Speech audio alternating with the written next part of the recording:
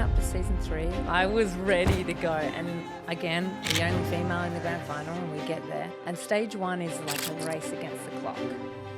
It's where I fell the previous year. I was in my zone. Every obstacle was like bang, bang, bang. I had one left, and it's like a trampoline to a spider jump. I'd done it before. I'd done it in America.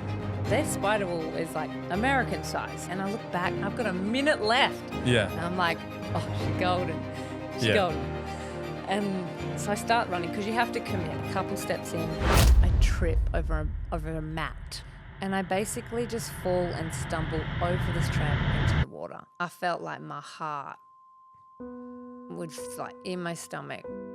You could see the opportunity then. Like it was there. And I'd done the training. I'd done the work. I was in my prime. I didn't reach my own expectations or the expectations that others place on me. Because at that point, being the only female in a grand final, you feel all the women in Australia cheering you on, you know, they're kind of relying on you to do this. And so that's when I had to figure out my why. Hey, what's up, guys? On today's episode of the Agency Podcast, we have Olivia Vivian, ex-Olympic athlete and currently Australia's most celebrated ninja warrior. Today, we unpack what it takes to thrive in the face of adversity as an athlete and how to deal with the landscape of social media and the pressure that comes with it. I hope you enjoy it as much as I do. Let's dive in.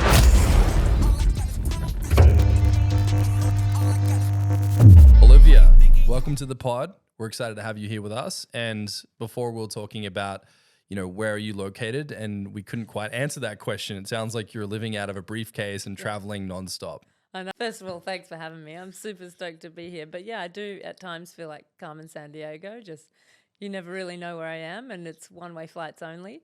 So currently, my shoes and my clothes and my car are in Perth. Okay, cool. Currently. Who knows where they'll end up? You never know with me. Do you have a preference, like when you get to a new space, do you have like a protocol of like, okay, I got to figure out my bed and my routine? Like, do you have anything that you try to have as something that's consistent for you? For sure. I think over the years I've worked out that my morning exercise routine, it just like sets up my day, puts me in a good mindset, and it's able like to set me up to smash the goals I need to get done in that day. So no matter where I am, I try and make that a non-negotiable if I possibly can. There's also like, there's times where you're like, I can't physically work out right now, but I do my best. And speaking of non-negotiable, as one of Australia's most decorated ninja warriors, which is such a great title to have. and like when people are like, what are you doing? I'm like, I'm a ninja warrior. Like, and they're like, what? And you're an Olympian and you've achieved so much in your professional career. For you, what is non-negotiable and how do you build that type of resilience? I think I am quite a goal-orientated person. Like I'm not really motivated by the big money or, you know, like learnings or stuff like that. Like for me, like actually learning about myself and knowing that I'm a bit of a goal-focused kind of person. But then I was also raised in an elite institute that was very strict. There was a lot of like aiming and striving for this unrealistic perfectionism within gymnastics, trying to reach that perfect score and stuff like that. So I think, you know, part of my natural personality that I got versed how I was nurtured in this environment to always strive for the next thing, or we don't give up, you know, no matter what. And you shut up and you get on with it. I think a part of that is still within me of going, okay, I achieved that. What's next? What's next? So it kind of just feels like it's climbing mountain after mountain sometimes. Yeah, and I understand that like if it becomes a part of it's like nature versus nurture, right? Yeah. If you have the nature to enjoy this kind of thing and you're nurtured by an environment to do it, that can certainly be a benefit. When it comes to, you know, becoming a ninja warrior, like how does one become a ninja warrior? All right, story time. So I think, you know, after gymnastics, I was so burnt out. Like I opened up my own cafe and I didn't exercise at all. Like you couldn't even bribe me to do a yoga class. And I love bribes, you know? So it was kind of, I just wasn't in that world. And then I got a phone call one day and they were doing this new TV show in Sydney and they kind of sold it like, we'll fly you over, we'll put you up in a hotel. and you'll just like just do some obstacles. And for me, I was like, free trip to Sydney. Ew! I didn't really know what I was doing or what I was in What year for. was this? Roughly. Gosh, like 2000 and what are we now? Maybe 2016? Okay, yeah. Roughly, I'd say. I think. So almost a decade ago. Yeah, it feels Yeah. like that. Yeah. But yeah, I flew to Sydney and I thought I was doing the show Wipeout. That's what I kind of had in my mind, like this big goof show with life jackets. Like and- free trip, a bit of fun, Totally. have a spill. Yeah. That's it. Yeah. Yeah. And the reality of it is like you show up and yeah, we were put in a nice hotel and then the next morning we were like jetted over to Cockatoo Island and we did a full day of like media, photos, videos, action shots, all this stuff. And then they show you this course 1 hour before you start. Oh my goodness. And like I remember walking out going, this is not Wipeout. It just looked like this supersized playground over pools. And I was like, wow, I wish I'd trained. But somehow I got to the warp wall when it was my turn and then I face planted 3 times, like full on red lights flashing. You know, you didn't qualify through to semifinals and I flew back to Perth. But something lit in me. I was like, I wanted to be in semifinals. I wanted to be good at this thing and I wanted to come back if there was going to be a season 2. So I really just fell in love with the process, the sport, the community, like the people around that sort of environment were all really like-minded people. And yeah, I just started like training my butt off. Was it mainly gymnasts or was there a mix of types of people There was coming in? definitely a mix of Yeah. people that applied. And then I also felt like it was a reunion for all the like the gymnasts. Like they was like, oh, hey, you got the call. Because I think it's such an expensive production. They were thinking, okay, we've built this multi-million-dollar course. Now we need people that can get through it. Because you don't get to try it. Don't get to test it. Like what you see on TV is your first shot. So it's pretty daunting. That's pretty intense. And that's kind of the spirit of it. It's like you don't know what you're going to get. Yeah. And I watched some of the people training for some of the international Ninja Warriors. I think it was mainly the US. And people have set up these things in their backyards. Oh, yeah. And they're trying to learn how to use all the different techniques. Have you done anything like that? Like how do you train?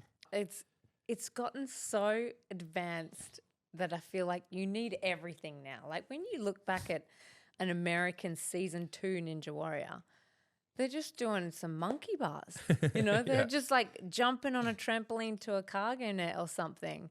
And now you've got like these 2-centimeter cliffs that you land on and they spin around. And like there's so many contraptions within the obstacles now that I'm training high intensity. I'm training cardio. I'm doing rock climbing, not because I like love rock climbing, but because I need grip strength, you know, and I need finger strength. Like who knew that I had to strengthen my fingers just to like maybe get through an obstacle? So there's so many different aspects, but I do touch on it's the mindset. It's a big time mindset because you haven't tried them before. You film between 9 p.m. and 4 a.m. So it's a total flip of the mind. I didn't know that. Yeah. Why do they film so late? Is it the nighttime lights? Yeah, Yeah. nighttime. Okay. And it's the all ninja about life. You editing. can't Yeah. be a ninja during the day. Yeah. Doesn't work. You know, it's exactly. Only at nighttime we put the suits on, you know. But yeah, it was kind of, you kind of just have to keep training everything to be ready for stuff you don't know that's coming. Yeah. So, but yeah, it's the mindset to deal with So when you that. say mindset, like what are some of the things that might go through someone's minds? How do you remedy that? Obviously, when you're looking at an obstacle course for the first time, fear kicks in. Yeah. You know, you could get injured. What are some of the things that you have to deal with in your mind? There's like when it comes to the TV show and specifically, what I learned was it was important to see it as it is. It's a TV show. Yeah. A lot of athletes show up there and they think it's the national championships of Ninja Warrior. You're like, no, like you have to do the interviews. You have to make yourself a character. Like this is creating stories. It's like engrossing those viewers into like, why do they want to cheer for you? Kind of like WWE or Exactly. it's entertainment as Yeah. well as a sport. Yeah. Yes. And the second you start thinking that and also relying on gratitude, like, because there's tens of thousands that apply and 150 are picked. But, you know, people might be like, they fall and they're like, oh, poor me. I'm like, well, actually, you're one 150. So let's like be grateful for where we are. And then when it comes that moment, I think it's really important to just block out the noise because you've got lights, cameras, action. They're like icing you on the starting platform. I have like PTSD from the lady that stands there and goes, "You're on in 10, 9." Even hearing it now, I'm like, Yeah. it's terrifying. But once you like enter that flow zone and block out that distraction, yeah, I'm a very hyper-focused individual. So Yeah, because you have the audience, yeah. you have the media, you have the interviews. It's late at night. There's a Yeah. lot going on. You've traveled. Yeah, It's a lot to deal with. it is. So you're saying that like, okay, part of it is like, you know, we're producing theater and we're entertaining. Yeah. The other part is we're having to train high intensity Yeah. and then dealing with the pressure of that particular moment being revealed with the new obstacle course. Absolutely. Like, and visualization, especially with something you haven't like done before or tried before, you have to trust the training you've done. Like, you're not going to be there and increase your strength in the next 10 minutes, you know? So what can I do? What can I control in this moment? Hey, I can just set myself aside, close my eyes, and visualize myself going through that route, like that course 100 times. So when I step up on that platform, this is my 100th one. Yeah. So it's all these like mindset tricks that you kind of have to work on because your brain is like a muscle. You got to work on it. Yeah. And you talked about having like a character that you develop. You know, I don't know if you've listened to Eminem's recent album, Yeah, The Death of Slim Shady. I grew up Yo, on huge Eminem, fan. so I'm like, Yeah, and in some of the music, he talks about how he created Slim Shady as this alternative version of himself to deal with the trauma and the stress and the anxiety. Have you created an alter ego to get through these moments? I think 100%. If I'm being really honest with myself, yeah, I put on this character where I'm out there, I'm smiling, I'm like a little bit over the top sometimes, but I know that, you know, it is TV. And if I just was up on that platform and ignored the crowd and sort of like, you know, just did what I normally do, I'm a little bit more like intrusive and was just like super focused on myself.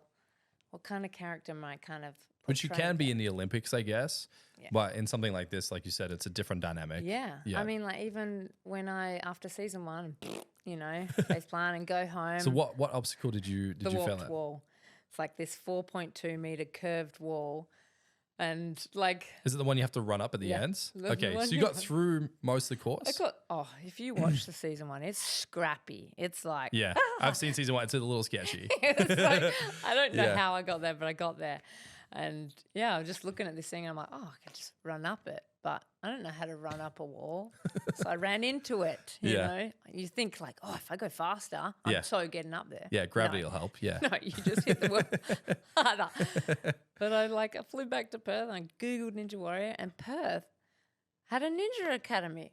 Who knew? Like, So there's an actual club dedicated to training. Wow. yeah, ninja stuff. And Yeah. there's a warped wall in there. And so I started going like once a week and twice a week and then got a membership because it's expensive. And then, yeah, kept training that wall. It took me like 6 months to just like grab the top and not slide down. I mean, the best day ever when I didn't slide down.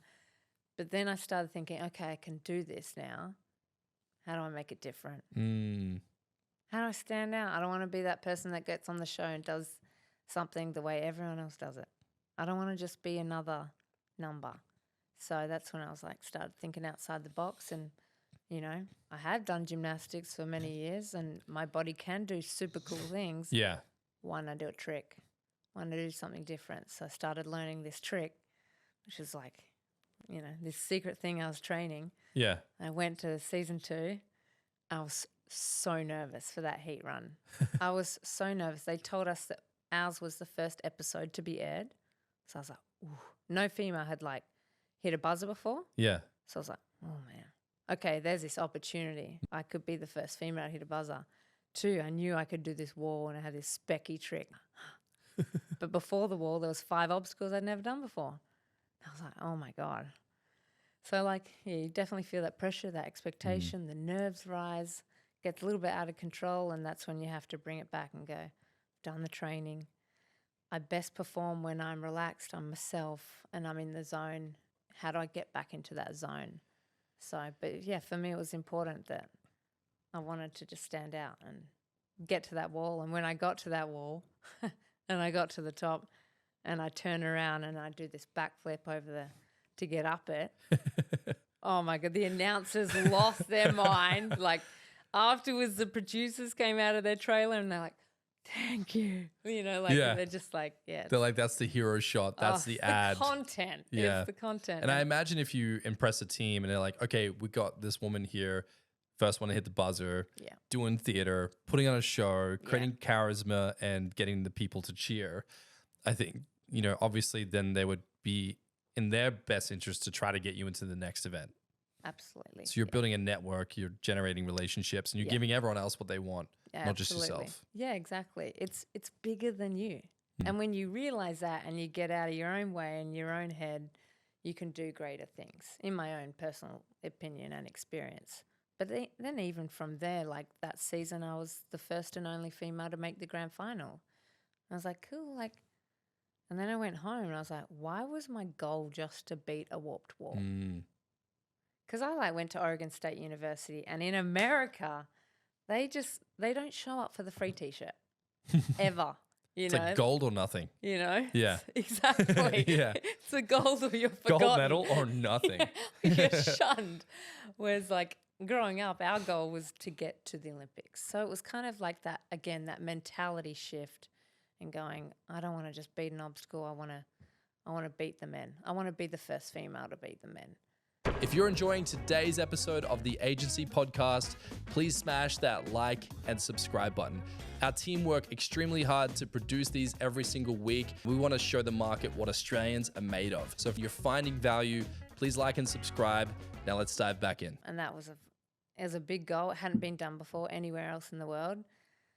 And that's a whole nother goal that you're trying to tackle when no one else has done it.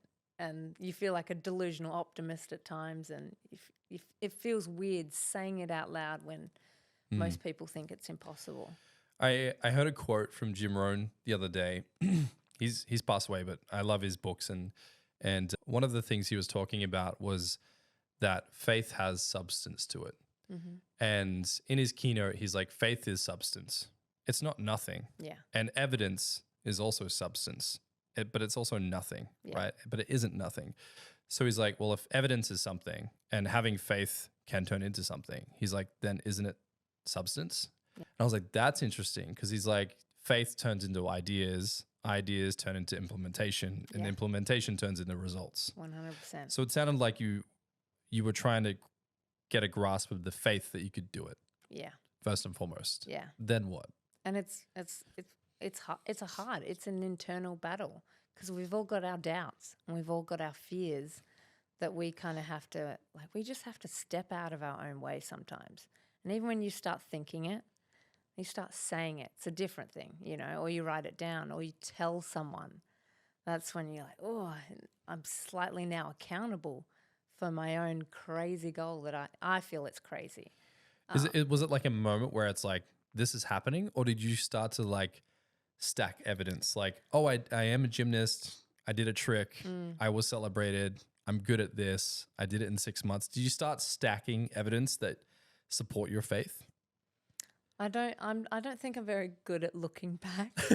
I don't think I'm good at like owning like, yeah, I've done this. Yeah. Because I'm so like, what's next? Okay. You know? So you're always focused on the next step. I'm just kind of like, what can I do better? Like what's the new height that we can reach, sort of thing.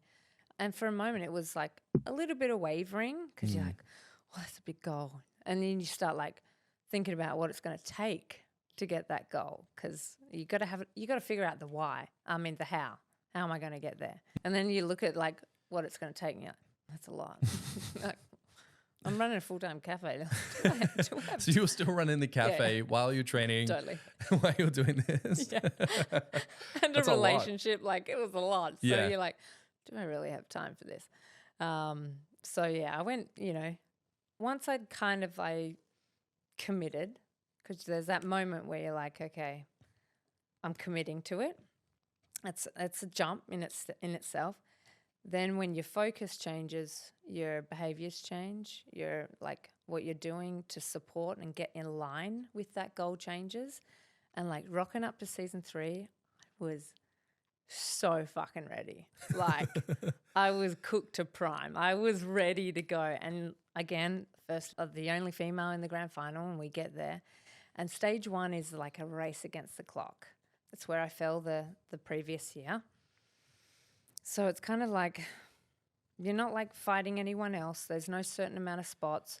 You hit the buzzer in time or you're out. Yeah. And I was like, I was like good. I was in my zone. Every obstacle was like bang, bang, bang. I had one left, and it's like a trampoline to a spider jump. I'd done it before. So The spider jump is when you have to plan against the wall. Yeah, yeah. That's intense, dude. It's cool. Like, yeah. but it's all about the tramp jump. Like if you cook the tramp, you're done. How do you rehearse that trick? I'd done it before. Like, Yeah. you know, I'd done it in America, and they have their spider wall is like American size. It's super size. Yeah. I'm in full splits when I'm like landing in theirs. Yeah. So I was like, and I look back, I've got a minute left. Yeah. And I'm like, oh, she's golden. She's Yeah. golden. And so I start running because you have to commit. There's no like, I'm going to walk up to this tramp. It's Yeah. a full send. And there's not many steps. But And you've never done it before, so you're going all in on something that you've never done before in that setting. yeah, Yeah. full send. And like a couple steps in, I trip over a mat. And because I'd committed, I tried to stop myself, but I couldn't because it was Yeah. too much speed. And I basically just fall and stumble over this tramp into the water. And like, yeah, I didn't want to get out. I felt like my heart was like in my stomach, in the water. Yeah, that was like a hard moment because you could see the opportunity there. Like it was there, and I'd done the training, I'd done the work. I was in my prime, so to speak, and that's when you get the dump, that failure. I didn't reach my own expectations or the expectations that others place on me, because at that point, being the only female in a grand final, you feel all the women in Australia cheering you on, you know, Yeah. they're kind of relying on you to do this. And so that's when I had to figure out my why. Like, why? Why was this my goal? Why am I putting myself through this? Why am I doing this training? And so it took a while. It wasn't like, I know my why. It took a while. And for me, it was about the young girl. It was about the young girl watching TV going, if she can do it, I can do it. And that's when it was like, okay, like we're not going to try and beat the men. We're going to beat the men. It was a total shift. It was like, yeah, that was huge for me. So take me to that moment. You tripped. Was there a defect on the mat or something, or just a serendipitous moment? I think I'd like to be like, that mat That's wasn't. their fault, you know. Yeah. Yeah. That mat wasn't supposed to be there. Yeah.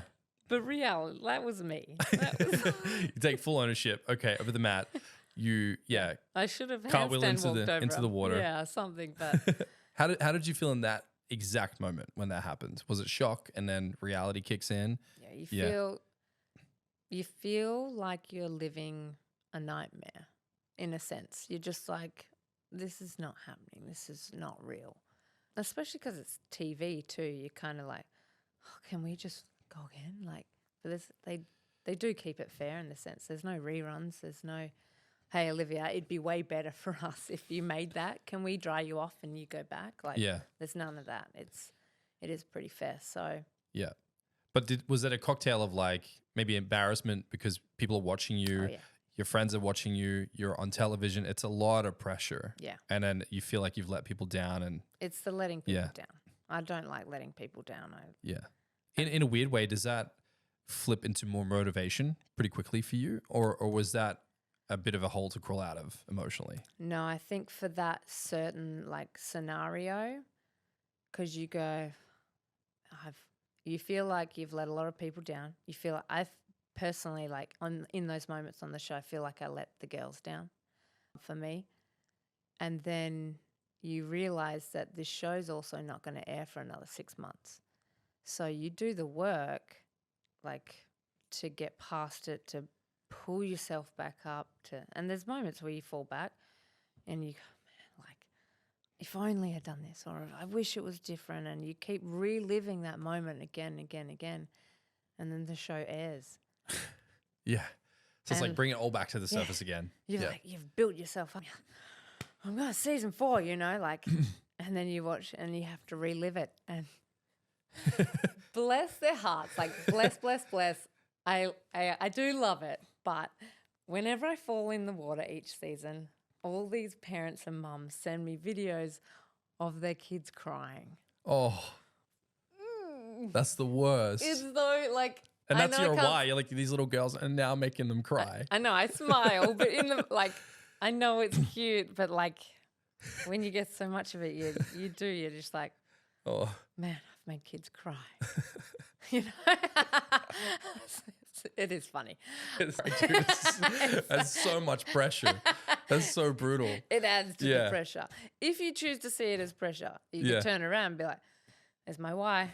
Yeah. There's my why." If you know your why, you can call on that. Yeah. You know, yeah. So, yeah. Right. So you cartwheel into the water. Yeah. You're building yourself back up. It goes live. You get videos of little girls all around Australia crying from parents. And you're probably in the middle of training again for season 4. Yeah. Take me from there. Like, how did you deal with this? And this is a lot of resilience, a lot of pressure. Yeah. Yeah. It is a lot. And I do felt like that got to me for sure. I'm not going to lie. Like, I was stressed. I started losing my hair.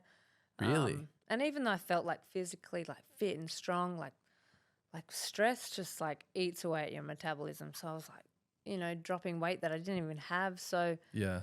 but it's constantly on your mind. So you kind of have to find ways to separate yourself or focus on something else. And between season 3 and 4, I sold my cafe. Okay. Yeah, Due to the stress or no, that No? was like, I loved the cafe. Yeah. But if a customer comes in, like, I see it as an opportunity to make their day. I love hospitality. I'm one of those weirdos that just, oh, me too. I Yeah. love it. Just, and The like, theater of like making someone's day. yeah, And, you know, the high yeah. pressure, that every day's different, it's changing. Yeah, I've personally loved it. And it was a very personal project for me and a company I built from the ground up. So it was special. But once I figured out my why, it was like a no-brainer. I was like, all right, I'm going to commit like 100% into this. So I auctioned off the cafe and went 100% on this ninja journey to beat the men, because it's not an easy task. No, did you ramp up your training and get a coach? Like, what did you add to your repertoire? Because it sounds like you were already training very Yeah, I know. intensely. You were already traveling the world and intensely focusing on yourself. What did you change in that period? I think, well, for that particular period, I think I went and did more international competitions. Okay, Got more experience. more exposure. Yeah. Yeah, Just like, especially in other countries like America, their obstacles are more advanced. They're on season 16 and we're on season 4. You know what I mean? So it's kind of like, all right, let's go where it's good and train there and learn from ninjas there and stuff like that. So that definitely helped. And season 4, we just moved to Brisbane as well because I was traveling a bit. And when you go from Perth, it's like we jump on a 6 flight and then we land and then we go to America. So I was like, all right. yeah. And America for us is far. Yeah. Like, it's not an easy trip. We're talking about like 20 plus hours of commuting through airports. Yeah. So you get pretty wrecked I know. when we travel from here to the US. Yeah. Yeah. It is a lot. So we kind of made the decision to base on the East Coast. Okay. And then I went over pretty much immediately. I went to a comp in America, and we're talking like maybe February 2020. So I get there, do this comp. There's like 4,500 ninjas in this one arena. It's nuts. It's wild. Like, the kids in America are just next level. And then I went to a friend's place in Seattle, and she was away, thankfully. And I started feeling really sick. Like, couldn't get off the couch. Lungs, chest, couldn't breathe. It like bad. And then all the news is like COVID and Yeah. cruise ships and what is going on. And yeah, So you're on the East Coast when this is all taking place. I flew to America. So I was in America. Yeah. And over there it was pretty intense. Yeah. Yeah. It was like the OG COVID Yeah. outbreak. Yeah. And I was like, There's a lot of fear in the media. Oh, It's yeah. very intense. so like there was a lot of fear, and I was laying on a couch and pretty confident I had COVID from being around 4,500, Yeah. kids. So it was that moment I was like, all right, just focus on my health and my recovery and what's going on. And we normally film Ninja end of Feb, early March in Australia. So I was like, all right, let's get me right. And then you hear that the borders of Australia are about to, close.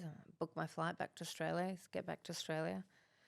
And I'm feeling better now, but if I try and walk up some steps, I can't, I'm out of breath. I was pretty wild. And knowing that we're going to film in about, I think it's about 10 days. So that was like a massive mindset hurdle that I wasn't. So your body wasn't quite lined up. In your mind, you're like, this needs to happen. Yeah, I was like, I'm a zombie, right? What So have I got? how did you decide to start dealing with that? you don't open up about it, especially at that time when Yeah. everyone's freaking out and thinking that we've now these alien creatures with COVID. But I had to readjust my expectations big time. Yeah. And I think it was actually the best thing for me because I was so overwhelmed with expectations I had on myself and what I perceive other people to have on me. So for me, I think it was the best thing that could have happened to me. Right. So you, rather than having this presupposition that like I have to perform for all these people, otherwise children cry, Yeah. you're like, I'm not feeling great. My assumption here is your mindset was like, let's just show up and do our best. Yeah. But changing your mindset from meeting a criteria to I'm just going to give it all. Yeah. What changed in your mind? Like, how did that help you? Well, I think at the end of the day, like your health is your wealth and we forget it. We take our health for granted like every single day. You break an ankle and suddenly you're on crutches. You're, oh man, I wish I could walk. Something that it's so simple that we take for granted. So for me, it was like, all right, like I'm getting exhausted very quickly. I haven't trained in absolutely weeks. I'm not sure if I'm going to get past the first obstacle. So for me, I just readjusted my own expectations to go take a moment, take a breath, just take it one obstacle at a time. And it totally did eliminate what anyone else thought of me because I was like physically just focusing on one thing at a time for me. I wasn't thinking about a buzzer. I wasn't thinking about the young girls crying. I wasn't thinking about anything else. So yeah, I think that realization that your health is at the end of the day the most important thing put me in a great headspace to take it one obstacle at a time, and did. Season 4 we showed up and it was still we were allowed to film because we were outdoors. Yeah. Whereas a lot of the regulations in film Indoor stuff were shutting down and stuff Yeah. like that. And I did. Took it one obstacle at a time, and I was one of 2 ninjas in the heats to hit a buzzer. Wow. Yeah. Yeah. And I was the first female to get to go to the power tower. So not only was there a few, but you were one of yeah. one of them. But this run took me almost 8 minutes. Hey, it counts, man. I took a breather after every obstacle. I got made fun of by the other ninjas. They're Yeah. like, Olivia, I'm just sitting there looking at the obstacle, breathing. Crowd's gone mental, Yeah. And strategically I would turn to the crowd and play with the crowd because I'm like, there's breathing time. Yeah. For me. Yeah. This is intentional. Yeah. Yeah. They We just need love more. it. Yeah. I love it. This is a show. Yeah. Building suspense. Yeah. Is she going to make it? Yeah. It was Yeah. it was it had its benefits, and then things keep shutting down. Staff were leaving, crowds kept getting smaller, all that stuff. It's weird that you sold your cafe just before this too, because had you had that would have been tough. Well, I mean, WA, let's get real. Did they experience COVID? No, I'm Yeah. sure they did, but in their own way. So yeah, for me that season, everything was changing. It came back to a space of gratitude, space of health.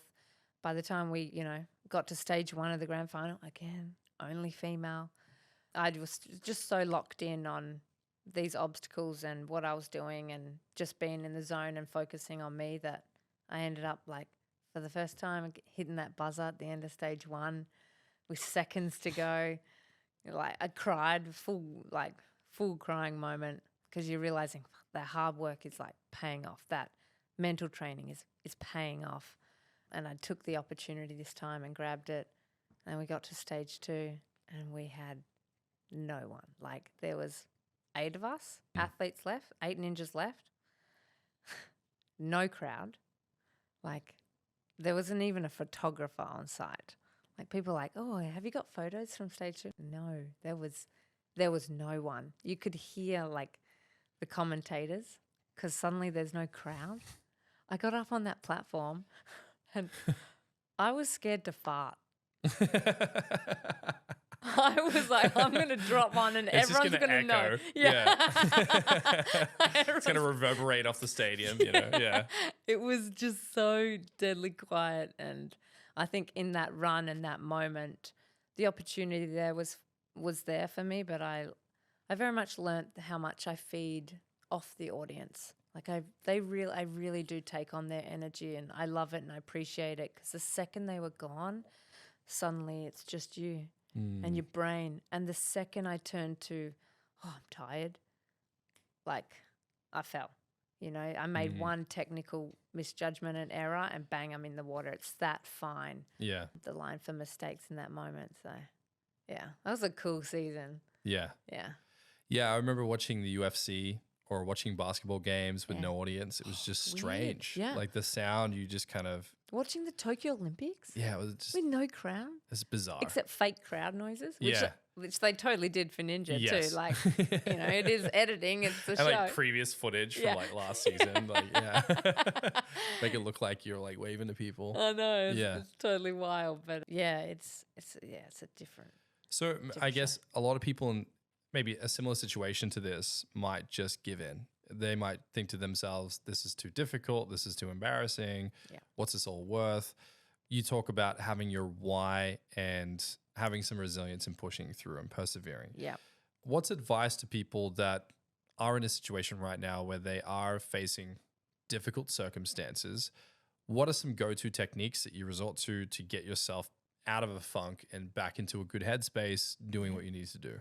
It's like such a great question because I think often, especially in the times that we're in, we're feeling more anxiety. We're feeling more being overwhelmed and everything's moving and changing at such a fast pace. And, you know, there's a lot going on in our lives. And of course, we're always the center of our own arena, right? So we always think I think I like try and stress out to people to come back and focus on what they can control in that moment.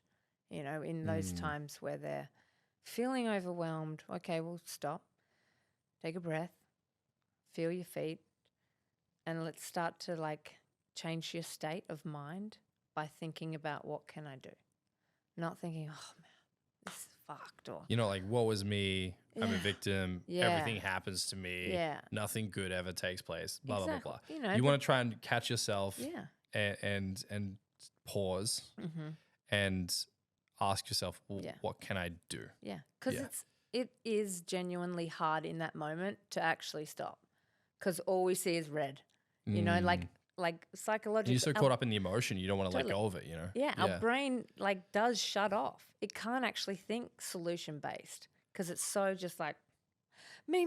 Oh my god, what is going wrong? This is all wrong. This is where it just, Maybe more like the reptilian part of the brain where it's like hyper emotional. exactly. Yeah. We're unstable, so it is like being able to catch yourself is a skill too. Like self awareness is a whole nother journey. So you know, do we have 6 hours?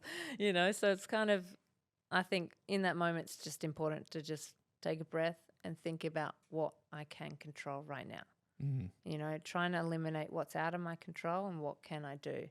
And the same goes when people are like, oh, I have to do all this stuff, but I don't know how. Well, cool. Let's stop and access all the tools that we have for free. Like there is unlimited access to education and knowledge and tools now. Back in the days, was not the case. You wanted something, you had to hire someone. You wanted something we're now in this age where hey Siri. Yes, exactly. Yeah. I didn't have Siri growing up. Where was Siri? Yeah, ChatGPT. I know. I remember trying to Google stuff and Yeah. it wouldn't come up, but ChatGPT gives it all to you, right? Yeah. So I think, this is when it comes down to, whether you're an athlete or a business or what have you, I like to look at, there's three commodities we have. Yeah. Right? The ones that are easy to talk about is time and money. I don't have enough time. I don't have enough money. Therefore, I can't solve my problem. But the third commodity is resourcefulness. Yeah. Right? So how can you get clever with your time Yeah. or with your money? And for me, resourcefulness doesn't mean you have to spend time or money. You can leverage a network. You can ask for favors. You can talk to people. Yeah. How have you been able to progress yourself using time more effectively, Yeah. using your finances more effectively, and how do you use resourcefulness for yourself? It's such a great question. Because like once you figure out like what you want, Yeah. and you figure out, okay, how can I get it? Like asking the how and figuring out the how, I think is key. Because then you can systematically put this into place. And it might be like for me, selling the cafe gave me financial resources to then go, okay, to actually beat the men who have 300 times more power endurance than a female athlete. Like that's just fact. That's just anatomy. They have 300 times. So what do I need that's 300 times more than that? Like, because I am not going to be as strong as the men. It's, unless I'm going to drugs maybe, but I didn't want to go down that path. Yeah. It wasn't for me. You got to, also align yourself with your own beliefs and values in order of what you're willing to do. So for me, it was like, okay, I want to go learn from the best of the best. Advice, because knowledge is power. Like knowledge, can affect what you're earning or how much you're earning and stuff. So I was like, okay, well, in Australia, the men are at this level, but in America, they're at this level. So sold the cafe, used that money to financially go over to America, and I showed up to class, like an actual class of the best in America at that time. And I was like, teach me. Yeah. Teach me. Because for me, you pay for it either way. You're going to pay in time and mistakes, Mm-hmm. or you're going to pay money for advice. Like get a coach. I'm a big believer in like coaching, but you've got to be open to listening, right? Yeah, there's a difference between I need a coach and I'm listening and deploying what my coach says. Exactly. Because I've had coaches in the past and they tell me what I need to hear and I don't do it. Yeah. Whereas now my coach is like, this needs to be done, and I do it exactly how he asks and I report back immediately. Exactly. And the results have been exponential. Yeah. Today's episode has been brought to you by Rival, my agency. Now, if you're listening to this and you're a business owner and you're struggling on how to get your brand to go to the next level, then we're offering you a free discovery call with myself and my team. All you have to do is go to rival.com, RIVYL.com. You need a name for your company. You want to do package design. You need to do photography. Whatever it is, we got you end to end. So just go to rival.com, RIVYL.com, smash the link for a free call. Now let's dive back in. So you seeked advice, you Yes. went to the US. Who were some of the people you were working with? Well, some of the top ninjas, unfortunately, I can't. That's okay. We can keep it low key. Yeah. An elite crew. Yeah. Let's say an elite crew of male Yeah. athletes as well. Were you the only female student or were there others? There was others, but they're Yeah. like 12 years old. Okay. Yeah. You are like, I'm ready. I'm an adult. I'm ready. It's a Yeah. kids class. I don't care. Yeah. Like if you're the best of the best, I want to download, And because I think with successful people as well, they're not shy to give you knowledge. True. They're not shy because they know that the hardest part is actually doing it. Yeah, they can give it to you, but will you do it? Yeah. Yeah. Are you actually going to commit and take action? It's funny because people come up to me at events and ask hard questions, Yeah. and I roll it out for them, and you just see their face go, "I can't do that." But I'm like, "That's That's the what it actual takes. answer to your question." Yeah. So, Yeah. and for me, like, I'm not going to lie, I fucked up. I made mistakes. Like, I got that information, but my motivation goes like this, and my why, it gets cloudy or I lose sight of it or I forget, and COVID, and I was like, oh, yeah. I started watching Grey's Anatomy. And I'm like, there's a lot of seasons of Grey's Anatomy. I think a lot of people watch Grey's Anatomy yeah. in that And period. in COVID, when another one, we weren't doing anything. I wasn't like taking charge or doing anything like productive. I joined on the bandwagon of what's happening. I don't know. And when people be like, Olivia, what are you doing? And I'm like, I'm studying to be a surgeon. Ninja warrior / surgeon. Yeah. So I totally made mistakes and got on the lazy boy a little bit. And then when I sort of brought that back and, jumped on my why and started downloading and actually applying some of that information, I started thinking about, well, why don't I do what other people aren't doing? Because to want uncommon things, you got to do uncommon things. When you were working with this elite team, were you learning techniques or different approaches? Like, what were the main things that you were able to get that you couldn't get here? A lot of it was, different, like maybe higher level obstacles. It was techniques, shoe brand.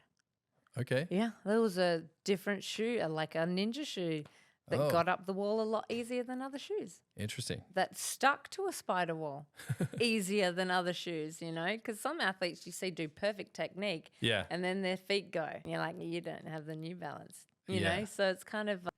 So what's the perfect shoe for a Ninja Warrior? Well, it was New Balance Zante. Okay. But they stopped producing it. Oh, no. So now they're really rare. Yeah. So now all the ninjas are like, oh my God, there's Zante. I walked past someone at the airport the other day and she was wearing Zantes, like the V3s. And I was like, And you knew exactly the type of person she was. well, no, she was No? just a regular, like, Oh, you're like, give me Yeah. your shoes. I looked at her and I was like, she's about my size.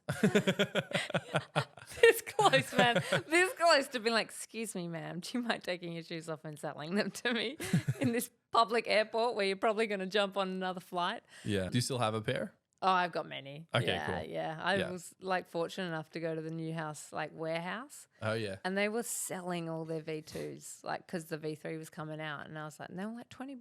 And I was like, oh, I'll just get 5 pairs. Perfect. Now you're Sold. ready for a couple of Oh, years. I should auction them off in the ninja community. But Yeah. I just eventually I brought that back and was like, all right, well, we film like from midnight. Like I'm normally running around midnight. So why am I not training at midnight? Okay. Yeah. Another mindset thing, maybe. Yeah. So it was kind of like, all right, well, Time to become a vampire. exactly. Sleep all day, train all night. Yeah. I was in Brisbane at the time. And Yeah. so like midnight would hit and I'd go out for these runs. And there's a lot of hills in Brisbane, I'm telling you. And I'd be out there running like pitch black and I'm running and all of a sudden like this bat comes out and like all these bats were flying out because we don't have bats in WA. Like Yeah. these things are monsters. They're all in over Brisbane. Brisbane and they're huge. They're huge. I They're was like, their wingspan's like this. oh, I loved it. I was Yeah. like, I'm in Batman. I was like, it was such a vibe Yeah. for me personally. They try to fly over you for some reason. I don't know Yeah. why. I know. Yeah. It's like they're like psyching you out. Yeah. They're like, ah. Yeah. How bad do you want it? You know? Yeah. Yeah. They're my motivators. It's like the universe is helping you train. Like, Oh, they yeah. send in bats and like motivator. Run you know? faster. Yeah. Totally. Yeah. So it was that application. But for me, like the money is important. We can't like pretend like it's not. It's not everything, but you do need to set yourself up so you can go to America and learn from the best of the best, or travel and compete more and open yourself up to more experience. But that's what I needed to do in order to find a way to be 300 times better. So yeah, for me it was a matter of should I do this? I have to do this. Yeah. And once then you find a way. Resourceful people will find a way. If you want something bad enough, you'll find a way. So, and it is, time management's huge. We do this so often now. Yeah. And then an hour goes by and you're like, what could I have done in that hour? Yeah. So yeah. An hour invested in trying to get dopamine from a screen, or an hour invested into running from bats Yeah, and trying to train at night. What's like better? Batman. Yeah. So for you, it sounds like you have a relationship with failure, right? Because it seems like the minute failure happens, you got to pick yourself back up again. Like, what does failure mean to you? And I think in today's modern age, Robert Kiyosaki talks about how we go to school and we're taught that failure is bad. If you fail the exam, that's really bad. If you can't get a certain score, you can't get the job you want. Like, failure is seen as an obstacle or a barrier between where we are and the things we want. Yeah. But in my experience being an entrepreneur, failure is just a stepping stone. It's a part of the process. Oh, yeah. Yeah. I mean, life is one big game of snakes and ladders. It is. Like, Yeah. it's not Sometimes just, you're up, sometimes you're down. Yeah. it's not ladders all the way. Yeah, that's true. It is. Like, so it's kind of like with failure, I used to be really hard on it. I was afraid of it. Like, especially growing up in elite sport and how much sacrifice my family gave towards that. Like, financially, my brother didn't do any paid sport because all the money went into gymnastics. Like, we didn't have buckets of money growing up. So it was that fear of failure was real for me, but in terms of I didn't want to let my family down in that sense. So with failure, I had to learn to see it a different way. I had to learn that perspective part of it and go, well, I can choose to see it as the end of the world, or I can choose to see it as a lesson. So now we go, you either win or you learn. There's no failure. The only failing is if you just don't try or you quit and stop trying. So yeah, it's a mindset shift. And then once you do figure that out, then you can look at this, I won't even say this, but it's like this moment that didn't work out and go, why didn't it work out and what can I do better? How can I, grow and learn from that? So, but it's a mindset shift. But I mean, I now say I'm an expert failure. I am. Like, even when I'm training, I still fuck up and I fly off. Professional failurist. Yeah, I am. Yeah. I am a professional failure. It's true. But my superpower is that I just don't quit. Yeah. Like, I don't give up. I love that. I always keep going. So once you hit that buzzer, did the mothers out there in Australia send you videos of kids cheering? Yeah. Oh man, it's weird though because I get a lot of supportive message, like a ton, overwhelming. But it's always the kid crying that I remember. Yeah. Like why is that the one that I can't let go of? But yeah, rolling into that last season we filmed, knowing that I even had an elbow injury that season, but I was like, I've done so much running. At 12 a.m. and going in there. And yeah, I didn't need 8 minutes to get through a course. In fact, it was a 10 obstacle course and I didn't stop, not once. I felt so cardio fit, so in the zone, so mentally there, got to the end. And for the first time, the first and only female in the world to beat all the men in hitting that buzzer. Even though it was 1 second, I'll still take it. 1 second. That moment was it was huge. That was like that dream that once seemed crazy I just made that a reality. And it didn't sink in for a while. I don't think it sunk in that night for sure. I think the next day. And then what I started realizing once that aired was you're such a great role model.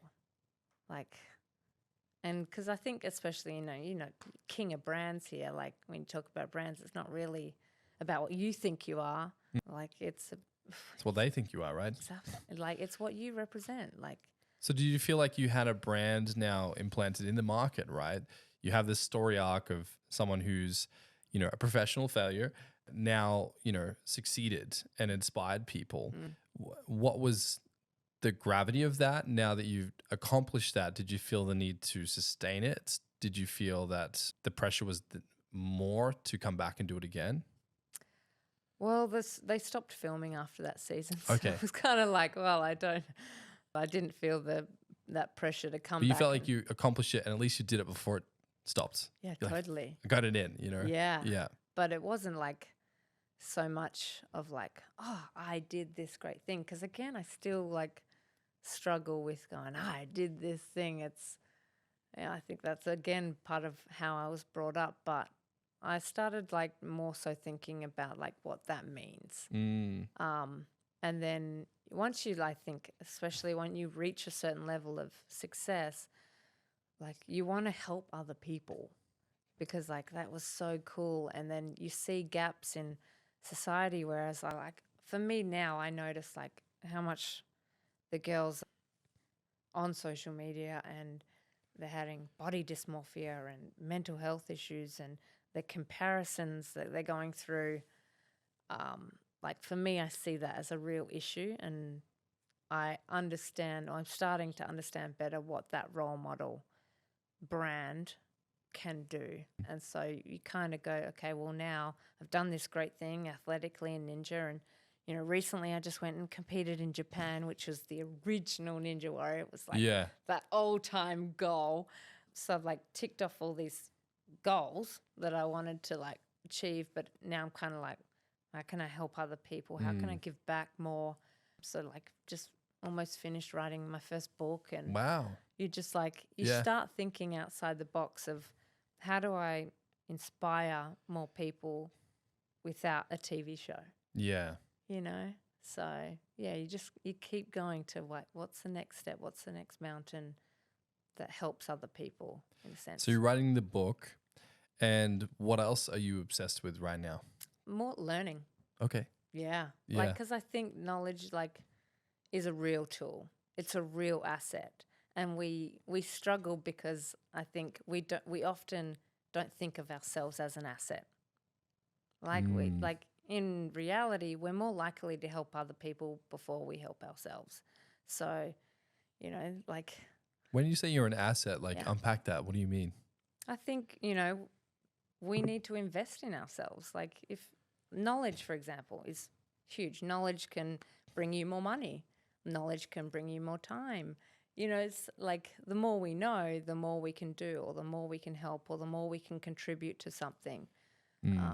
You know, if someone has the knowledge and someone wants the knowledge, hey, there could be a financial transaction there. So, That's interesting. I remember reading recently, there was a study done, and it was a correlation between someone's income level and the amount of words they use in their vocabulary. And the average human would have between 4,000 to 8,000 words in the vocabulary that they would actively use.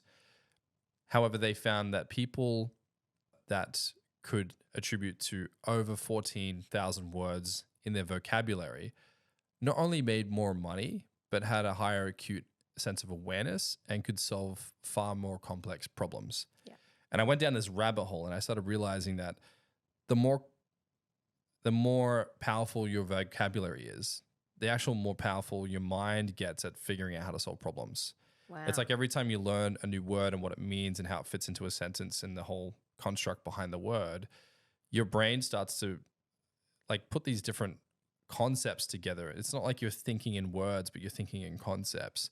And I've certainly felt like since I've started reading a lot more material and understanding a lot more about different things, my ability to solve problems as a strategist has like quadrupled. Yeah. Have you found that for yourself? Have there been certain moments where you've really digested a lot more and then all of a sudden you're looking at problems very differently?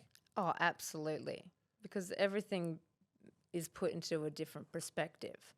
And you shift from this mindset you used to have, which was quite blocked off. And, you know, like it's kind of like the horse with the little shutters on the side, or it's Yeah. limited or it's smaller.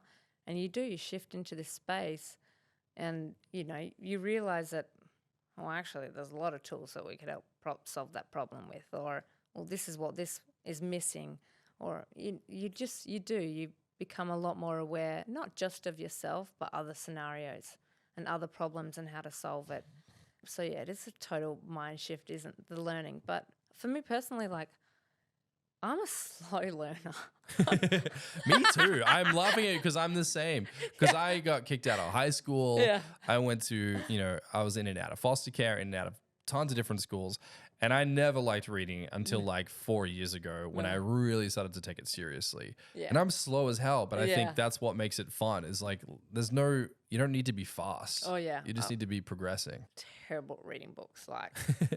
Like The Hunger Games got me because I was like, bang. Yeah. I think I watched the first movie, and I was like, I have to read these books because I have to know what's next because I'm impatient like that. I just have Yeah. to know. So, but otherwise, like, I really struggle reading books, and even like writing my own, loving the writing process, but I've already got plans on how I want it printed to suit the learning style that I have. Like, so it's kind of, it's fun like that. But once I do learn something, bang, it's a tool. Like, it's in there and I'm going to use it. So, yeah, I think You certainly seem like someone that always has a mountain they want to climb.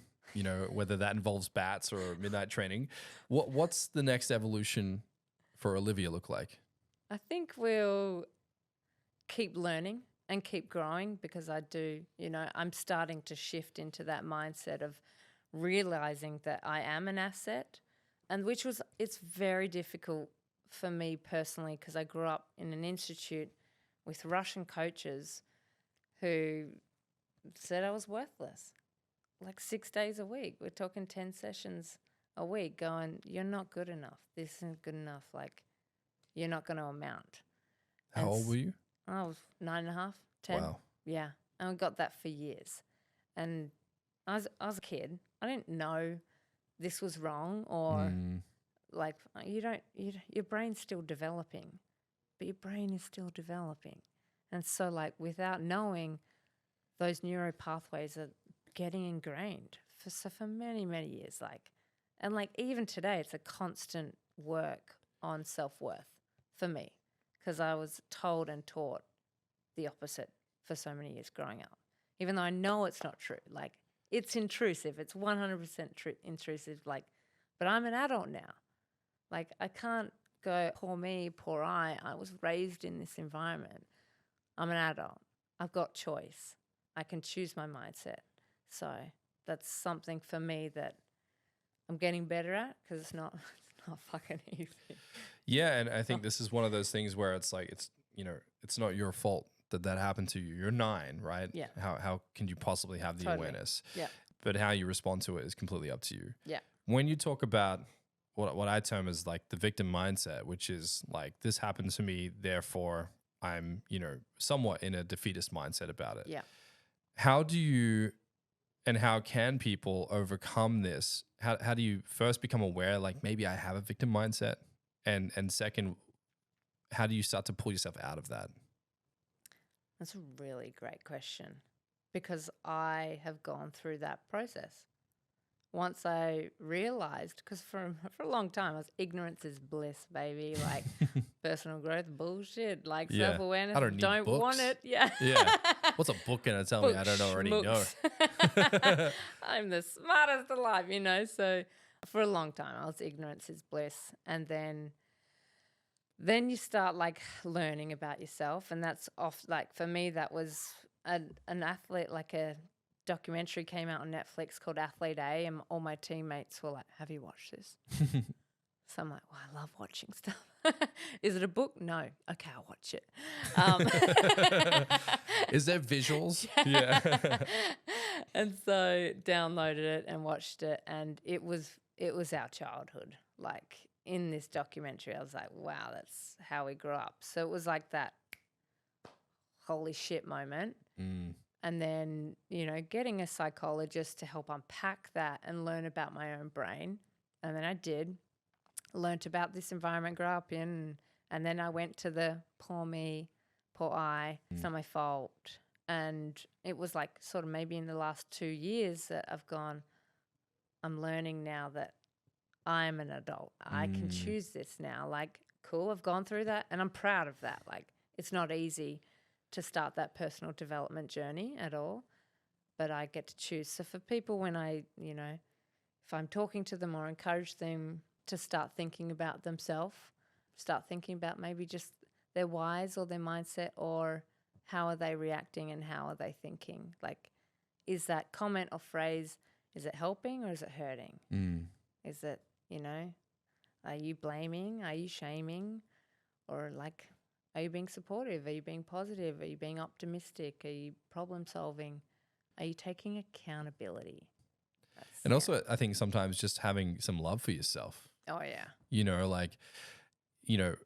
Having gone through trauma as a child, like sometimes you just could be like, dude, you're doing pretty well. Like, you're okay, man. Like, you're out here making stuff happen. Like, surely, you're dealing with your stress and your problems, but like, have a bit of love for yourself. Sometimes you got to give yourself a little hug. Yeah. Tell yourself it's going to be okay. Tell yourself to pull your straps up and let's keep marching ahead. Yeah. Yeah. Absolutely. Like, it's funny because I'm a big supporter of other people. Like, I will be someone's biggest cheerleader, but then I struggle being my own cheerleader. So, yeah, like you got to kind of work on your weaknesses. But yeah, I do like encouraging people. How do you like to cheerlead yourself?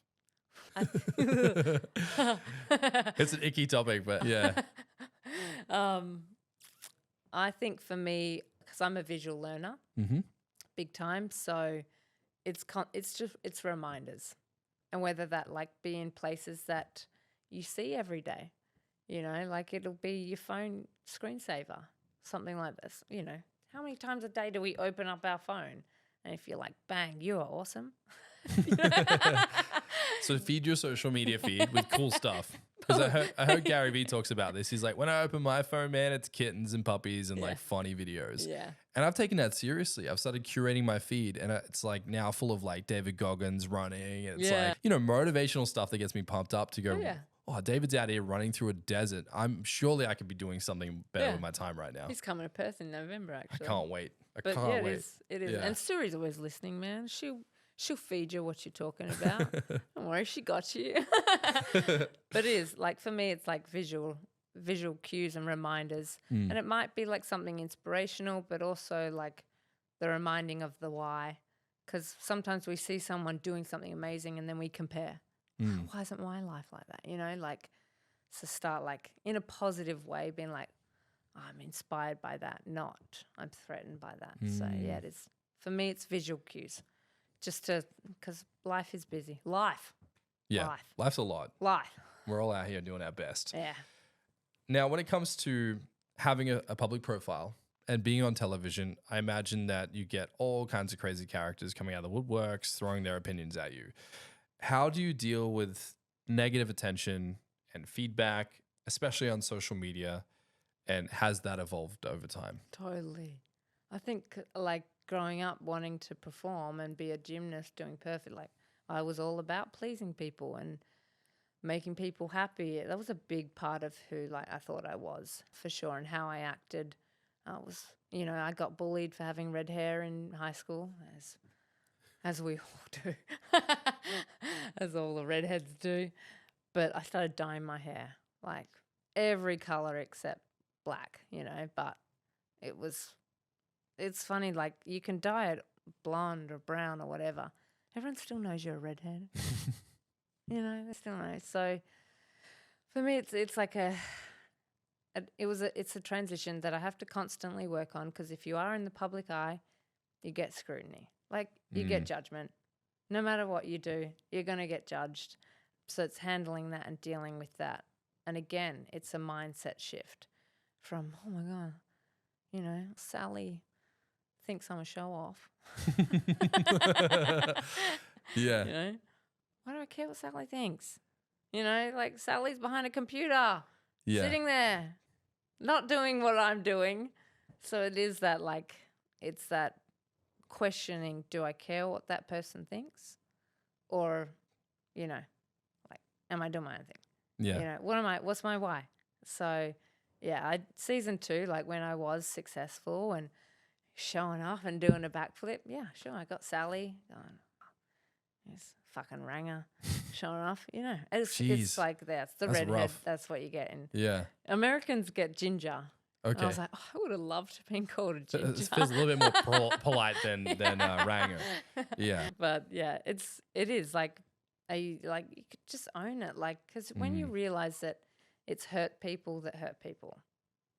True. They're going through something. Yeah. That And they're just taking it out on you because they're angry about they something. feel the need to try and tear you down. And in Australia especially, we have this tall poppy syndrome.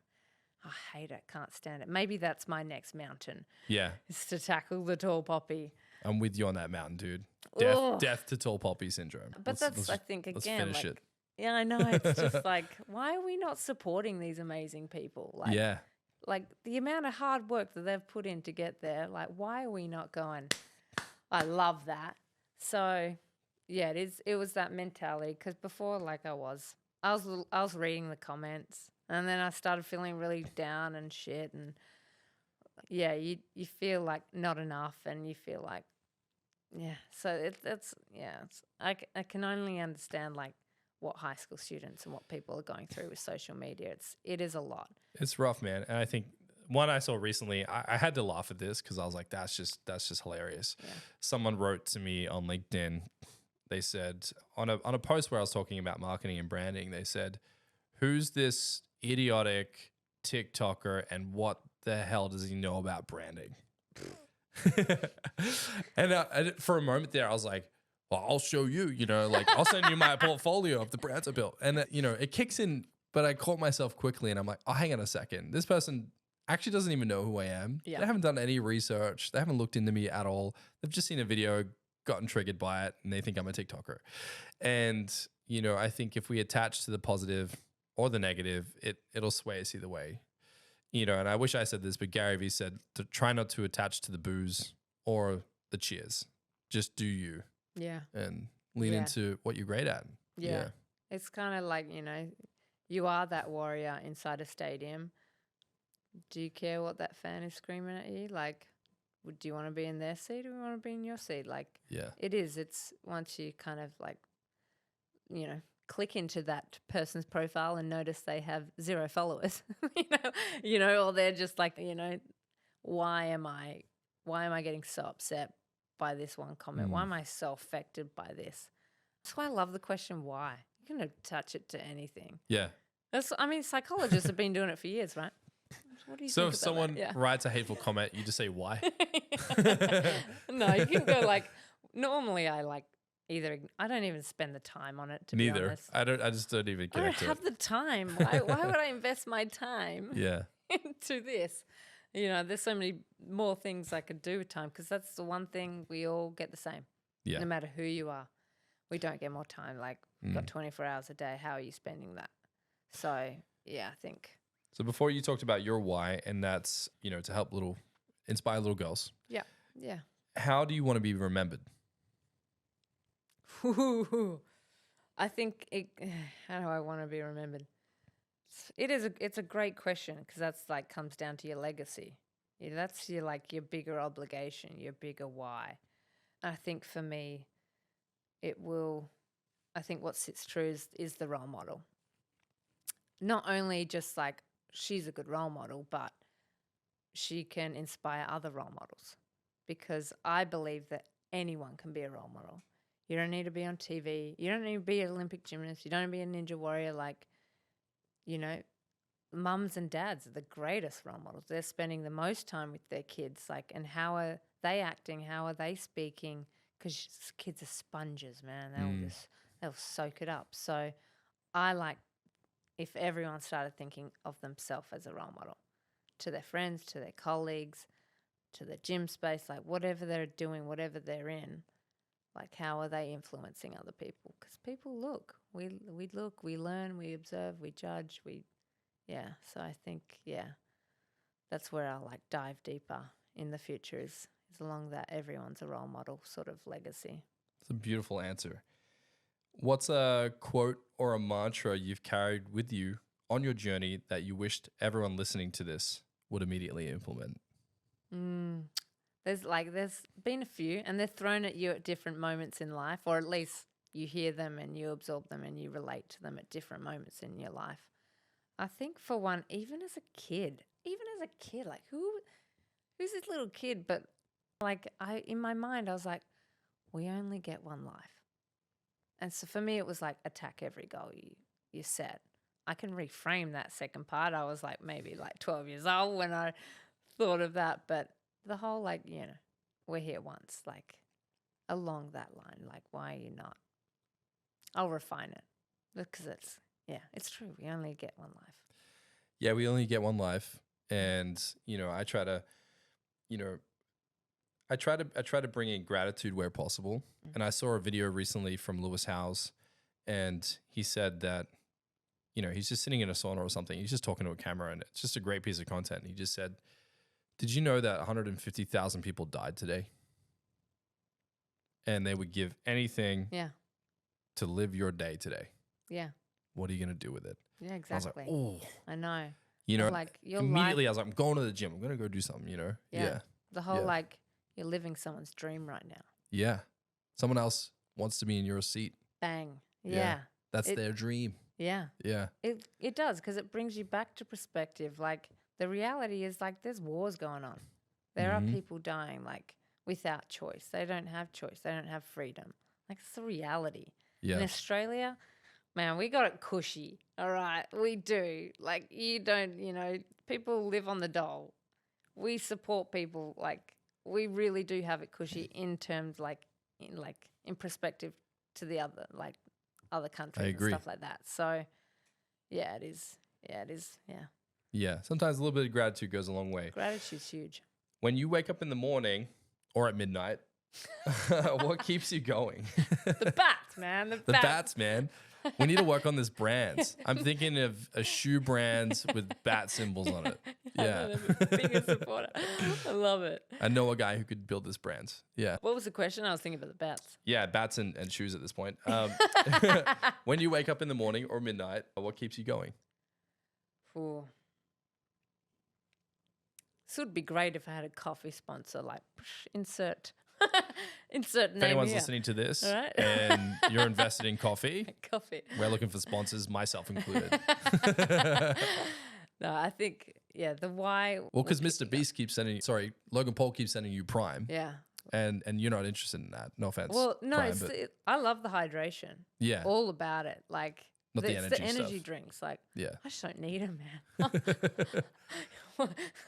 What keeps me in bed is a Yeah. better question. But coffee, we need coffee brands. Yeah, No, what keeps me going? I think it's always the bigger obligation for me, or that bigger reason, that bigger why, to help and inspire and motivate other people. I think, and that just comes from my own experience. And I did have people telling me I couldn't do it and I wasn't enough and stuff like that. So you always tend to draw on your experiences and how that shapes you and how that makes you want to change the world moving forward. So, yeah, for me, it's just well, those people aren't out here doing spider jumps and chasing bats at midnight. So who cares about those people? So what's a door you need to kick in right now to go to the next level as a role model?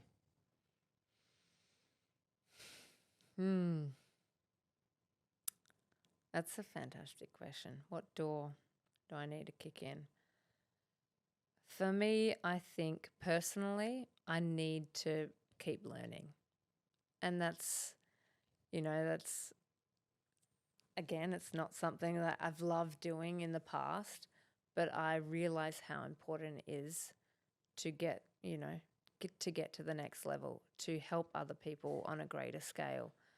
What's something you're trying to learn? Multiple things, because there's so many different aspects of life. You've got business, you've got health, you've got love, you've got relationship, you've got family, connection, all this different things. So for me, I'm learning a little bit more about business because I believe that I've never been money focused, but money is a tool. And if I want to help more people, let's say I want to set up a charity that helps young girls in sport, because I believe in sport. It teaches us teamwork and leadership and resilience, and less girls are doing it. So it's kind of, if I want to help that on a greater scale, hey, well, I need some money, If I want to set up a charity that helps that, I need money. It might not be my motivator, but those young girls are my motivator. So why am I not doing everything I can to help them on a greater scale? So for me, at the moment, I'm learning a whole bunch of different stuff about life and about business. Yeah. Perfect.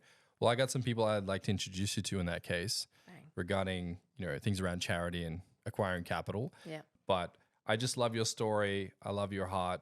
I love your focus and your why, and just, how much energy you've given to things that you find that bring you joy and, continue to feed you to reach for more.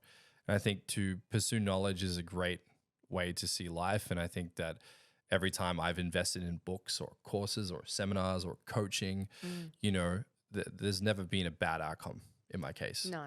But Yeah. some people just don't see the value in it in a sense straight away. And again, I think that's, especially in Australia, we struggle seeing ourselves as an asset and as an investment.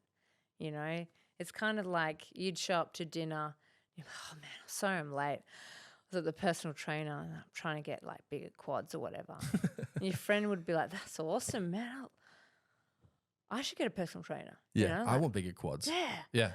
Or if you showed up and you're like, sorry, Quads I'm are late. the new butt, right? Yeah, right? stuff's Yeah. the trainer. You just need some bats. Yeah, you don't need butt, dude. Yeah. You need like quads. But it's Yeah. like if you showed up and you're like 30 minutes late and you're like, I'm so sorry, I was with my psychologist. They're like, crazy. You know, it's just the way that we sort of view ourselves and that, you know, whether we think personal develop is worth the investment. You know, is it worth dropping this amount of money for education or self-help or that development? Or should you go like, you know, buy a new bathroom renovation? Mm. And how we celebrate that. You're like, oh, you're renovating your bathroom? That's awesome. How about I'm renovating myself, That's a good perspective. right? Because for me, I think personal development, there's a lot of, you know, gimmicks and you know, trends and all that kind of stuff out there. And I try to stay away from it. I always try to come back to like the fundamentals. Like, how can I build relationships and how can I become a better, more confident individual, and then invest in my health and get smarter with finances? Yeah. Do you have like some go-to books that you felt that you got a lot from, or a particular coach or seminar that really helped you? Books. Not yet. No, yeah, maybe an Not audio yet. podcast or anything in particular.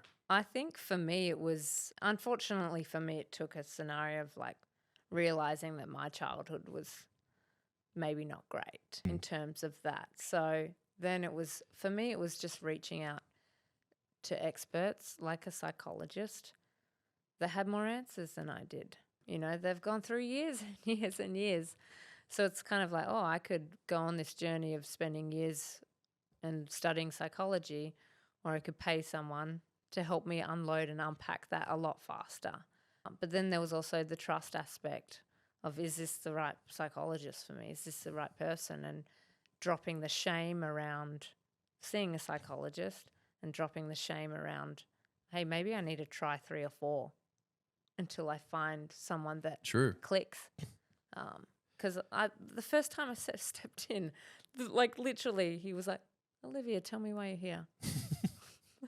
It's like in the movies, like, oh, this is cliche. Yeah. It was so cliche.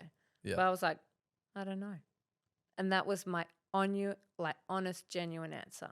I didn't know. Because again, ignorance was bliss to me. So I hadn't done any work in unpacking any of that. So yeah. What have you seen the benefits been of having a psychologist? If you'd asked me at the start of that journey, I would have been like, don't fucking do it. It's hard. Because they're digging into your life. and Totally. It can be painful. Yeah, and I'd done a lot of work to shove that shit down deep. You know, like there's this expanding jar that I've like concreted down. So it was like understanding that it's going to be uncomfortable, and that it's okay. Like it's okay. And so like even talking to other people, be like, wait, but maybe the first step is just talking to someone. And it doesn't need to be a psychologist. Like maybe you find someone you trust. Maybe you find someone you respect. And just start that process, because it's hard. It's so hard going, hey, I'm really struggling. It's hard. It's not a comfortable place to be in. No. In particular, I think maybe slightly more so for men. Yeah. To be vulnerable Yeah. and to let someone in. Yeah. And myself, you know, I think, having in my youth psychologist was tremendously helpful to me with Awesome. my psyche and overcoming trauma.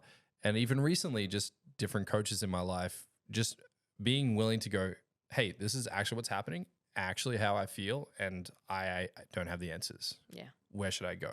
Yeah. There's power in that. Yeah. And I think in that vulnerability, you might feel weak. Yeah. But, you know, beyond that, once you can put yourself in that vulnerability and actually own it, Yeah. and then start to work with someone to navigate a path out of it, Totally. things work out. Yeah. But I mean, like, there's also, you address the people that may do that. They take that step, right? They like say something, and then that person goes, shut up and get on with it. So there's also like, because I had a lot of that growing up. So then you have to, again, you know, people retract and go, oh, that didn't work. And again, like, that's where the whole, like, the never giving up, like, what can you control? You know, try again. Oh, that was a failed response. Who else can I talk to? You know? So it is, but that takes a lot of courage. I would Like, agree. that's- And have you heard of the different levels of activity from Grant Cardone? And he has haven't. like this cool concept. And he says that there's multiple levels of activity. The first level is, the do nothings. They never do anything. They're just completely isolated on an island unto themselves, and they don't take action toward any possible obstacle. Yeah. Then there's the person who's actively retreating, running away from all their problems and intentionally trying to use escapism to get away from actually dealing with the shit they have to deal with. Yeah, I've been there, right? Guilty. I've been a do nothing. I've been a retreater. And the third level of activity is the normal. What's seen as universally acceptable, what's seen as reasonable, what's seen as like, don't burn yourself out, that kind of thing. And then he said, then there's the extreme level of activity. It's all out, whatever it takes, gold or nothing mentality. Yeah. And for me in business, I've been at every level. And surely you can't stay at that, go for gold nonstop. Like it's hard to maintain that. It's like trying to have a car and keeping that thing at 200 kilometers an hour for 10 years. Yeah. You have to turn the thing off every now and then.